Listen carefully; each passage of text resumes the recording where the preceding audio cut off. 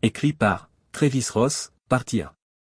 Des documents obtenus par The Canada File montrent qu'un groupe controversé de défense des droits de la personne haïtien, le Réseau national de défense des droits de la personne, RNDDH, reçoit un financement du gouvernement canadien par l'intermédiaire d'une organisation de défense juridique à but non lucratif. Avocats sans frontières Canada, ASFC, a obtenu un financement de plus de 19 millions de dollars canadiens pour un programme en Haïti intitulé « Accès aux services judiciaires » par l'intermédiaire d'Affaires mondiales Canada. ASFC entretient un partenariat de longue date avec le RNDDH, étant l'un des 25 partenaires organisationnels des programmes en Haïti. Dans le cadre du programme « Accès aux services judiciaires », l'un des 3 projets d'ASFC, « Accès à la justice et lutte contre l'impunité en Haïti », est celui pour lequel le montant non divulgué a été versé au RNDDH. Contacté pour commentaires, Affaires mondiales Canada a confirmé être au courant que le RNDDH avait reçu un financement du projet d'ASFC. Le financement du RNDDH pour des « activités de plaidoyer » devrait sonner l'alarme chez ceux qui connaissent l'histoire du RNDDH et le rôle du gouvernement canadien dans le coup d'État de 2004 contre le président démocratiquement élu d'Haïti, Jean-Bertrand Aristide. Dans une réponse écrite, l'ASFC indique qu'elle apporte un soutien financier au RNDDH, lui permettant de poursuivre son travail de documentation des violations graves des droits humains et de la manière dont la justice traite ses affaires dans le respect de l'état de droit.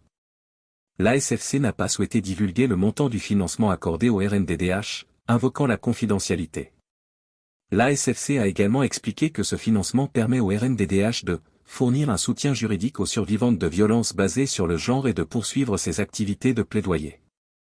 Les activités de plaidoyer du RNDDH sont véritablement tristement célèbres et coïncidant avec les événements qui ont suivi le coup d'État de 2004 contre Aristide, dans lequel le Canada a joué un rôle clé. Le rôle du Canada dans le coup d'État de 2004 contre Aristide. Le président haïtien de l'époque, Jean-Bertrand Aristide, avait remporté les élections de 2000 avec près de 92% des suffrages exprimés. Ce scrutin fut une victoire éclatante pour Aristide et Fanmi Lavalas, FN, qui remportèrent les élections locales dans tout le pays et 16 des 17 sièges du Sénat. Le 29 février 2004, un coup d'État soutenu par les gouvernements des États-Unis, du Canada et de la France a forcé Aristide à quitter le pouvoir, le Canada jouant un rôle clé dans son organisation. La première réunion, appelée « Initiative d'Ottawa sur Haïti », s'est tenue au centre de conférence du gouvernement fédéral sur le lac Meech, près de la capitale du Canada, les 31 janvier et 1er février 2003. Cette réunion secrète a jeté les bases d'une intervention militaire qui aurait lieu un an plus tard par les forces américaines et canadiennes contre Aristide. Le Canada a fourni 50 soldats pour sécuriser l'aéroport international Toussaint-Louverture d'Haïti. Aristide a été enlevé par des marines américains et évacué de cet aéroport, sécurisé, vers la République centrafricaine. Le coup d'État a eu un effet dévastateur sur la société haïtienne. Une étude du Lancet de 2006 a révélé que, pendant les 22 mois du gouvernement intérimaire soutenu par les États-Unis, 8000 personnes ont été assassinées dans la seule région de Port-au-Prince. 35 000 femmes et filles ont été violées ou agressées sexuellement, plus de la moitié des victimes étaient des enfants. Mario Joseph, directeur du Bureau des avocats internationaux, BAI, soutient que, si le Lancet a cité 8000 meurtres à Port-au-Prince entre 2004 et 2006, il faut doubler ce chiffre pour refléter ce qui s'est passé dans tout le pays. Le groupe de défense des droits de l'homme NCH Haïti, financé par le Canada, a joué un rôle clé dans le coup d'État contre Aristide. Pierre Espérance et le RNDDH ont joué un rôle clé dans le coup d'État qui a forcé le président démocratiquement élu Jean-Bertrand Aristide à quitter le pouvoir en 2004. À l'époque, le soi-disant groupe de défense des droits humains d'Espérance s'appelait NCH Haïti. Brian Concanon, avocat spécialisé dans les droits humains et directeur de l'Institut pour la justice et la démocratie en Haïti, IJDH, a décrit le NCH Haïti comme un critique féroce du gouvernement d'Aristide et un allié du régime illégal. Selon Concanon, le régime de la tortue avait conclu un accord avec le NCH Haïti pour poursuivre toute personne dénoncée par l'organisation. Les personnes perçues comme soutenant le gouvernement constitutionnel d'Haïti ou Fanmi Lavalas, le parti politique du président Jean-Bertrand Aristide, ont été systématiquement persécutés depuis fin février en 2004 jusqu'à aujourd'hui. Dans de nombreux cas, le gouvernement de facto du Premier ministre Gérard Latortue est directement responsable de ces persécutions. A expliqué Concanon, NCH Haïti s'est politisé de plus en plus et, après le coup d'État de 2004, a coopéré avec l'IGH et le régime Latortue Boniface pour persécuter les militants Lavalas, écrivit plus tard Concanon dans The Jurist. La persécution est devenue si flagrante que l'ancienne organisation mère de NCHRT, NCHR, basée à New York, a publiquement désavoué le groupe haïtien et lui a demandé de changer de nom. Espérance et NCHRT ont alors changé de nom pour devenir le Réseau national de défense des droits humains, ou RNDDH.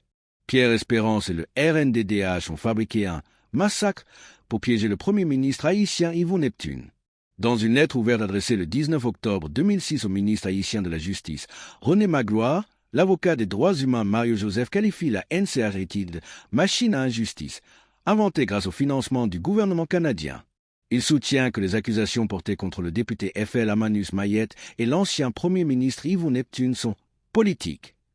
Il souligne que les accusations de la NCHRT ont conduit à l'arrestation et à la détention de plus d'une centaine de militants de Fort Lavala, sans inculpation ni procès. Joseph et plusieurs autres avocats des droits de l'homme ont exigé la libération des prisonniers politiques de FL, dont l'ancien parlementaire Amanus Mayet et le premier ministre Yvon Neptune. La lettre souligne également le rôle de NCHRT dans le programme tenace de vengeance du régime de la torture qui a causé un préjudice considérable aux prisonniers politiques. Notant que c'est sur la base d'un simple communiqué de presse de NCHRT que Neptune et Mayet ont été arrêtés. Dans une interview séparée, Joseph de BAI a accusé le RNDDH d'avoir fabriqué des allégations contre 3 dirigeants élus de FL dans le cadre d'une campagne de désinformation.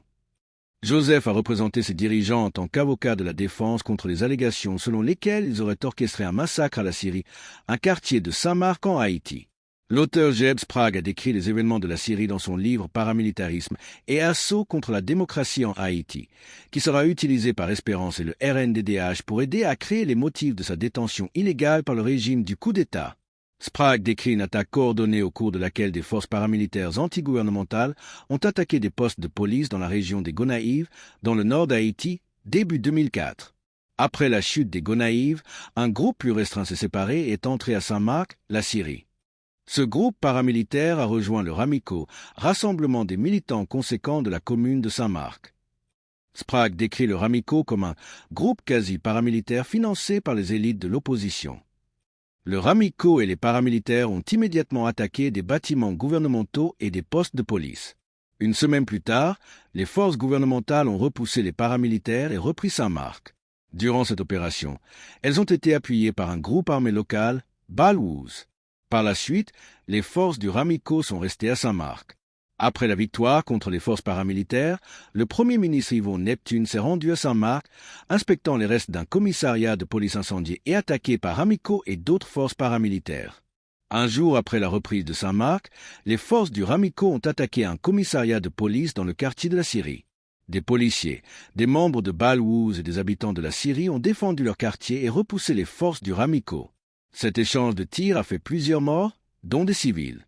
Sprague ne considère clairement pas le RNDDH comme un groupe de défense des droits de l'homme crédible, le décrivant comme un groupe de défense des droits de l'homme aligné sur l'opposition. Suite aux événements de la Syrie, le RNDDH a qualifié la bataille de massacre sanctionné par le gouvernement Aristide.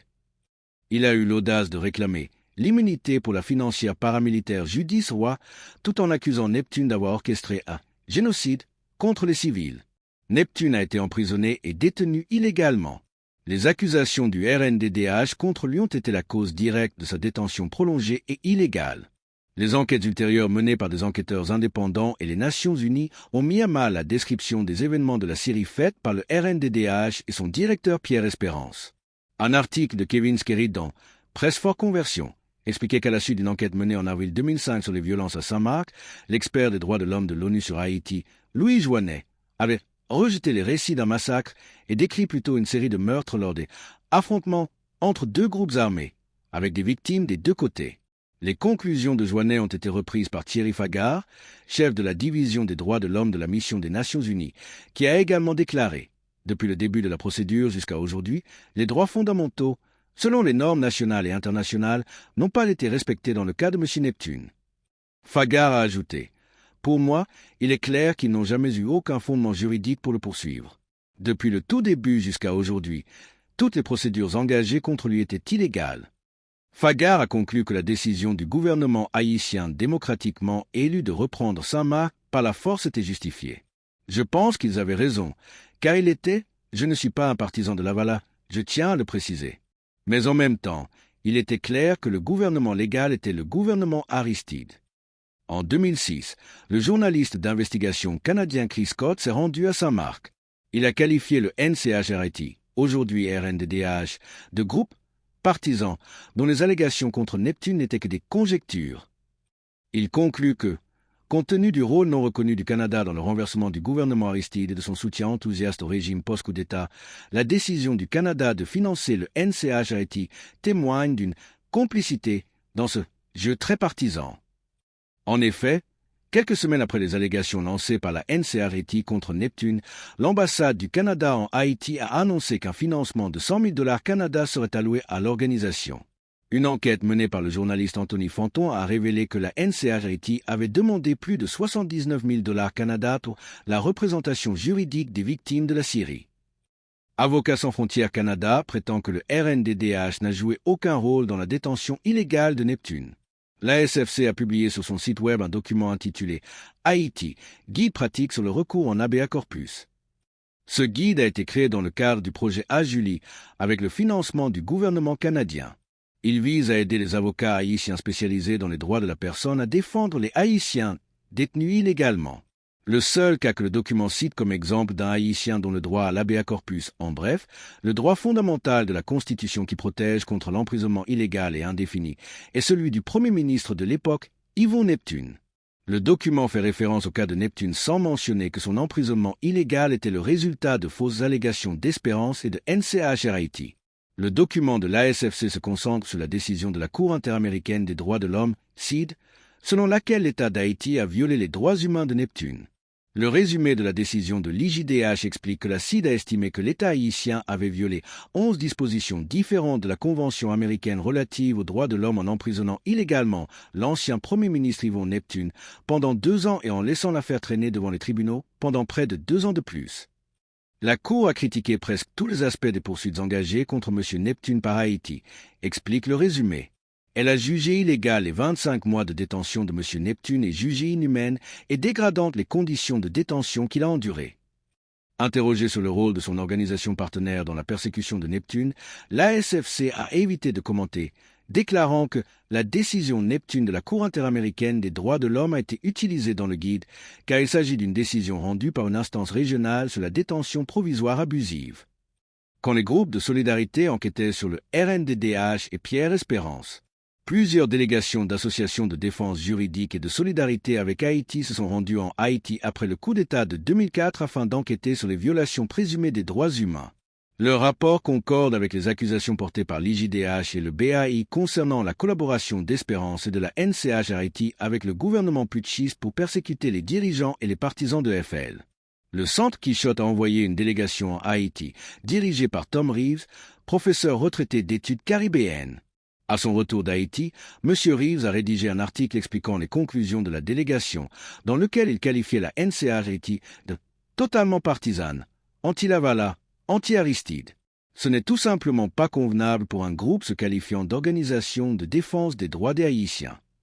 En avril 2004, la Guilde nationale des avocats a envoyé sa 2e délégation en Haïti. L'une des 8 déclarations et recommandations unanimes du rapport condamnait sans équivoque le groupe. Nous condamnons la Coalition nationale pour les droits des Haïtiens NCHR en Haïti pour ne pas avoir maintenu son impartialité en tant qu'organisation de défense des droits humains. Le projet d'accompagnement d'Haïti, HAP, a visité Haïti en juin 2004. Les délégués du HAP faisaient également partie du comité d'action d'Haïti, basé en Californie. Le rapport du HAP souligne qu'en 2004, la NCHRIT a contribué à alimenter le soutien au coup d'État en faisant état de violations des droits humains commises par les partisans du gouvernement élu. Parallèlement, elle a minimisé ou nié les violations bien plus massives commises par le régime de facto et ses alliés paramilitaires. Le rapport explique également comment la NCHRIT a dénoncé les partisans du gouvernement d'Aristide. Selon HAP, la NCHRIT n'a fourni aucune preuve pour étayer les accusations portées contre les partisans de FL, ce qui a entraîné des arrestations illégales, des incarcérations et parfois la disparition des accusés. La délégation du HAP a rencontré un groupe local de défense des droits des victimes qui s'est dit consterné que le monde extérieur considère encore la NCHR comme une voix indépendante et crédible. Ils ont déclaré aux délégués que la NCHR travaillait désormais main dans la main avec le ministre de la Justice post-coup d'État pour procéder à des arrestations et détentions illégales. La délégation du HAP a conclu sans détour qu'ils ne sont pas un groupe indépendant de défense des droits de l'homme. Les ONG et les syndicats canadiens ont repris la propagande du RNDDH financée par le gouvernement canadien. Malgré les efforts des groupes de solidarité et de défense juridique d'Haïti, la campagne de propagande financée par le Canada et les États-Unis, visant à présenter le gouvernement populaire et démocratiquement élu d'Aristide comme tyrannique, a été couronnée de succès. Plusieurs ONG, syndicats et organisations de la société civile canadiens sont devenus farouchement anti-Lavalin à la suite de cette propagande. Français dans un article de 2005, Yves Anglais souligne que plusieurs syndicats québécois qui ont reçu des centaines de milliers de dollars de l'ACDI pour travailler en Haïti par l'intermédiaire du Centre international de solidarité ouvrière, CISO, ont adopté des résolutions condamnant les activités antisyndicales présumées d'Aristide. Anglais explique que les fédérations syndicales FTQ et CSQ et une demi-douzaine d'ONG, faisant partie d'un groupe informel connu sous le nom de Concertation pour Haïti, CPH, ont qualifié Aristide de tyran et son gouvernement de dictature avant le coup d'État de 2004. Le gouvernement canadien a également financé des médias anti-Lavalin comme Alter Press qui ont répété à plusieurs reprises la propagande du NCHRT-RNDDH. Dans son rapport sur la Syrie, Skerrit explique que durant les mois qui ont précédé le coup d'État de 2004, l'Association québécoise des organismes de coopération internationale, ACOSI, un réseau de 53 groupes d'aide internationale basés au Québec, a été tellement emportée par l'hystérie anti-Aristide et anti-gouvernementale générée par des groupes comme NCHRT, qu'elle a publié un communiqué de presse exhortant le gouvernement canadien à retirer tout soutien au régime du parti, Lavalin, et à dénoncer le gouvernement Aristide pour ses prétendues violations des droits de l'homme. Le rapport de Skerrit soutient que Droit et démocratie, RD, une organisation financée par le gouvernement fédéral, a accepté sans réserve les allégations de NCHRT. Dans un article de 2014, Yves Anglais expliquait que, en octobre 2005, RD a lancé un projet de 415 000 $ financé par l'ACD pour favoriser une plus grande participation de la société civile au processus politique national d'Haïti. La coordinatrice du projet et future directrice du bureau haïtien de RD était Danielle Magloire.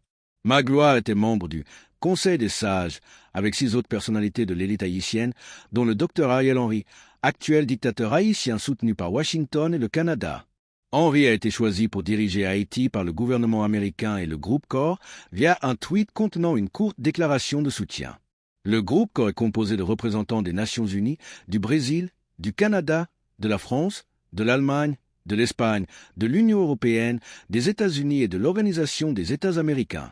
Le Conseil des sages a nommé Gérard Latortue comme Premier ministre par intérim après que le coup d'État a renversé le président démocratiquement élu, Aristide. Selon Anglais, à la mi-juillet 2005, Magloire a publié une déclaration au nom du Conseil des sages, appelant à la fermeture de tout média donnant la parole à des bandits, code désignant les partisans de Lavalin. Elle a également affirmé que Lavalin devrait être exclu des prochaines élections. L'ascension de Magloire est due au financement du gouvernement canadien. Dans leur ouvrage « Le Canada en Haïti », les auteurs Yves Anglais et Anthony Fanton soulignent que l'accession de Magloire au Conseil des sages est en grande partie due à ses fonctions à l'Infoform et à la CONAP. Les auteurs soutiennent que ces organisations féministes financées par l'ACDI n'auraient pas atteint leur notoriété sans financement international. Plus récemment, Magloire est crédité en tant qu'éditeur d'une publication de l'ASFC du 2 mars 2018 intitulée « Mémoire portant sur la lutte contre l'impunité en Haïti » dans le cadre du projet Ajulie. Magloire est également vice-président du conseil d'administration de Focal, un autre partenaire de l'ASFC en Haïti. Focal a été fondé par George Soros et l'Open Society Foundation. Selon Kim Yves, Focal a joué un rôle modeste mais visible fin 2003 et début 2004 en qualifiant le gouvernement élu d'Aristide hostile aux droits humains. À l'époque, Focal recevait 4 millions de dollars américains par an de l'Open Society Foundation. Nouvelles accusations de corruption contre le directeur du RNDDH Pierre Espérance. Il est clair que Pierre Espérance et le RNDDH sont prêts à accepter des financements de gouvernements étrangers afin de persécuter leurs rivaux politiques en Haïti. Au moment du coup d'État de 2004, la cible était le parti politique Famille Lavalin et son chef Jean-Bertrand Aristide, très populaire auprès des Haïtiens et opposé aux politiques néolibérales que Washington et le Canada voulaient imposer à Haïti. Comme l'a soutenu André Charlier, Militant et écrivain haïtien chevronné, le RNDDH est une organisation politique qui se cache derrière la façade d'une organisation de défense des droits de l'homme. Une façade qui est entretenue grâce au financement d'une aide de l'Open Society Foundation et du gouvernement canadien. Durant la période 2009 à 2010, Washington a commencé à éloigner son soutien du secteur de la bourgeoisie et de l'élite économique qui avait facilité le coup d'État de 2004 en faveur des néo-duvaliéristes qui s'étaient récemment regroupés sous la bannière du parti politique haïtien Tekal Parti, le PHTK, dirigé par Michel Martelly. Martelly a immédiatement pris pour cible les groupes de défense des droits humains en Haïti. Le PHTK était intolérant à la critique. Il ne faisait aucune distinction entre les médias soutenus par l'Occident, comme le RNDDH, et les organisations légitimes de défense des droits humains et de défense des droits humains, comme le BAI. Les défenseurs des droits humains critiques à l'égard du gouvernement ont commencé à recevoir des menaces de mort, du harcèlement et des intimidations, y compris des menaces d'arrestation par arrêté ministériel. Cela a entraîné une réorganisation du secteur des droits humains en Haïti, qui sera analysée dans un prochain article. En bref, ils étaient tous devenus des opposants au gouvernement du PHTK. Bien qu'elle ait été ciblée par le régime soutenu par les États-Unis et qu'elle ait trouvé le soutien d'anciens opposants dans le secteur des droits de l'homme, Espérance a continué à utiliser le RNDDH comme une plateforme pour persécuter les opposants politiques. Après avoir passé près de 10 ans en détention illégale dans une cellule de prison, principalement au pénitencier national, Cherson Sanon s'est adressé aux médias le 2 février 2023, décrivant comment Espérance et le RNDDH l'ont manipulé pour piéger des opposants politiques. Lors de sa première arrestation en 2013, Sanon était membre actif du parti de Moïse Anchar, Plateforme Piti de Salins. Il avait été arrêté pour avoir distribué des tracts du parti dans un quartier où le sénateur du PHTK, Joseph Lambert, avait remporté les élections précédentes. Pierre Espérance apparaît peu après, apparemment pour sauver Sanon de sa détention illégale. Sanon affirme s'être vu proposer une représentation juridique par Espérance. On lui a remis une série de documents à signer. Croyant qu'il s'agissait de documents de voyage destinés à l'aider à fuir les persécutions, il a signé sans les lire. À son insu, il signait en réalité des aveux fabriqués par le RNDDH. Ces faux aveux impliquaient 2 de ses ennemis politiques, les sénateurs du PHTK Joseph Lambert et Edwin Zeni, accusés de collaboration avec un gang local. Lambert et Zeni étaient tous 2 fidèles à Michel Martelly. Sanon a ensuite été placé en détention préventive, une détention illégale au pénitencier national pendant près de 10 ans. Selon Sanon, il n'a été autorisé à contacter le RNDDH et l'ambassade américaine que pendant les 3 premières années de son incarcération. Sanon n'a jamais été jugé pour aucun crime. Le RNDDH a publié les faux aveux de Sanon le 12 mars 2013. Ce rapport du RNDDH révèle que Sanon avait été recruté en 1999 par le sénateur Joseph Lambert pour intégrer un puissant gang appelé Base Kako. Selon le rapport du RNDDH, ce gang aurait opéré dans le sud-est sous la direction des anciens sénateurs Joseph Lambert et d'Ozeni, de l'ancien commissaire du gouvernement de Croix-des-Bouquets, Lenny Telisma, et des frères Joël et Jackie Kauli, spécialisés dans le trafic de drogue, les enlèvements contre rançon et les assassinats. Dans une interview accordée à Radio Quisqueya, Zeni a dénoncé le RNDDH et d'autres adversaires comme des machinations politiques. Lambert, apparemment au courant des faux aveux, a déclaré aux médias « Il et le RNDDH ont rédigé le texte et l'ont fait signer ». Les accusations de corruption contre Espérance et le RNDDH proviennent également d'anciens cadres. Marie-Yolène Gilles a quitté le RNDDH en 2017. Dans sa lettre de démission, Gilles a soutenu que sa crédibilité serait ternie si elle restait au poste de directrice des programmes au RNDDH parce qu'Espérance avait violé la règle de l'organisation interdisant de prendre de l'argent de l'État. Elle a accusé Espérance d'avoir détourné 1,5 million de gourdes, la monnaie haïtienne, du Bureau de monétisation des programmes d'aide au développement, BEMPAD, du gouvernement. Confrontée à cette accusation, Espérance a d'abord nié avoir reçu les fonds. Gilles affirme qu'Espérance a également menti à d'autres membres du RNDDH lorsqu'on l'a interrogé sur le fait d'avoir pris les fonds. Puis une photo du chèque a commencé à circuler sur les réseaux sociaux, forçant Espérance à admettre avoir pris l'argent. Au moment du départ de Gilles, le nouveau directeur des programmes du RNDDH, Villes Alizar, avait déclaré à la presse que l'incident était l'occasion de réaffirmer notre vision en tant qu'organisation et avait promis un rapport détaillé sur la manière dont les différents fonds avaient été utilisés. 16 mois plus tard, en août 2018, Alizar a quitté le RNDDH. Il a dénoncé les mauvaises pratiques des dirigeants de l'organisation, affirmant que malgré les tentatives de réforme du RNDDH et a constaté que ces dispositions sont révélées insuffisantes en raison de la résistance de la direction, qui a refusé d'entreprendre des réformes. L'accord entre la SFC et Affaires mondiales Canada a été officiellement signé les 28 et 29 mars 2017, moins d'une semaine avant le départ de Gilles du RNDDH. Cet accord de financement a marqué le début du programme Accès aux services judiciaires et d'une collaboration de 6 ans avec 25 organisations partenaires en Haïti. Le RNDDH a continué de fonctionner comme une organisation politique de 2017 à aujourd'hui. L'aversion d'Espérance pour les mouvements populaires persiste, car il continue d'utiliser le RNDDH comme plateforme d'influence politique. En 2004, des partisans de Formule Lavalin ont déclaré à la délégation du HAP qu'ils étaient consternés que le monde extérieur considère encore la NCH Haïti comme une voix indépendante et crédible. Les faits montrent que les observateurs devraient être tout aussi consternés que le RNDDH continue d'être considéré comme une voix indépendante et crédible en matière de droits humains. Dans une réponse écrite, Affaires mondiales Canada a confirmé qu'il savait que du financement était accordé au RNDDH par l'intermédiaire du projet AGLI de l'ASFC. Le gouvernement canadien continue de soutenir la plateforme de Pierre Espérance pour des manigances politiques. Remarque, les documents de l'EPRP référencés seront révélés dans le prochain article d'enquête de Travis Rose pour Canada Phil à paraître demain. Mise à jour, le prochain article d'enquête a été publié. Le document de l'EPRP est maintenant inclus ci-dessous.